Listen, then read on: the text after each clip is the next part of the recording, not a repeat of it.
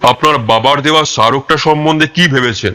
কোনোদিনও কি তৈলচিত্রটা আপনি ভালো করে দেখেছেন? তরুণ জিজ্ঞাসা করে, কেন দেখব না? সব সময় বাবার মাথার উপরে ওটা টাঙানো থাকতো, এখনো আছে। মামুলি একটা তৈলচিত্র, এই আর কি।